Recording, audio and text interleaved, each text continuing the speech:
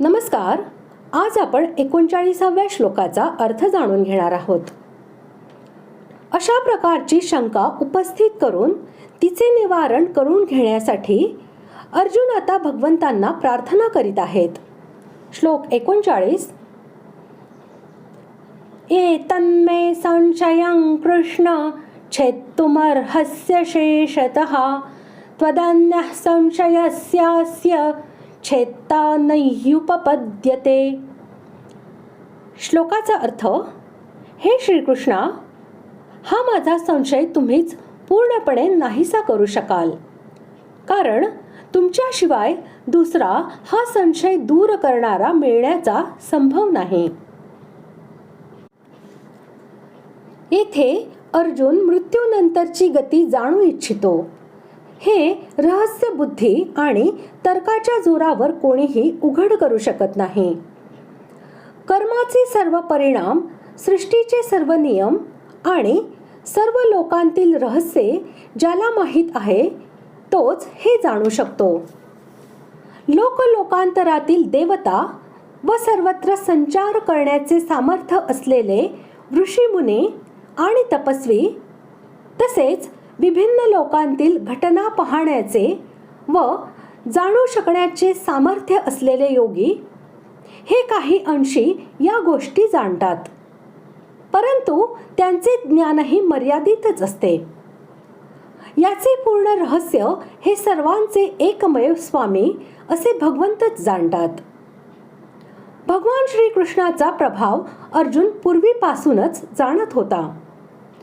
भगवंतांनी नुकतेच 4थ्या अध्यायामध्ये स्वतःला जन्म जाणणारा, अजन्मा, अविनाशी व सर्व प्राण्यांचा ईश्वर, गुणकर्मानुसार सर्वांची रचना करणारा आणि 5व्या अध्यायाच्या शेवटी सर्व लोकांचा महान ईश्वर असे म्हटले आहे. त्यामुळे श्रीकृष्णाच्या परमेश्वरत्वाविषयी अर्जुनाचा विश्वास आणखीनच वाढला.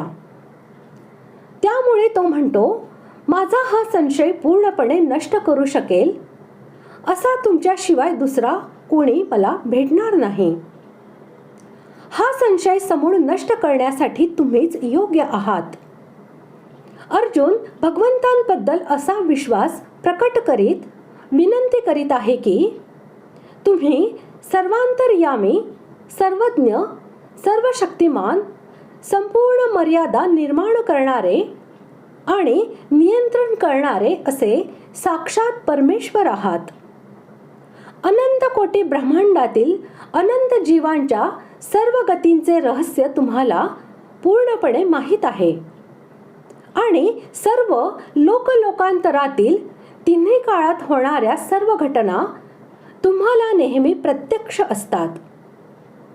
अशा स्थितीत योगभ्रष्ट पुरुषांच्या गतीचे वर्णन करणे हे तुम्हाला फारच सोपे आहे. जर तुम्ही स्वतःच येथे उपस्थित आहात तर मी आणखी कोणाला विचारू? वस्तुतः तुमच्याशिवाय हे रहस्य दुसरा कोण सांगू शकणार?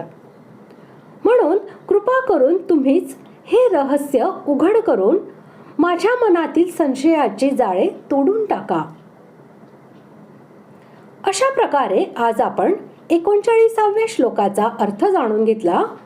पुढील भागात आपण 40व्या श्लोकाचा अर्थ जाणून घेऊया. धन्यवाद.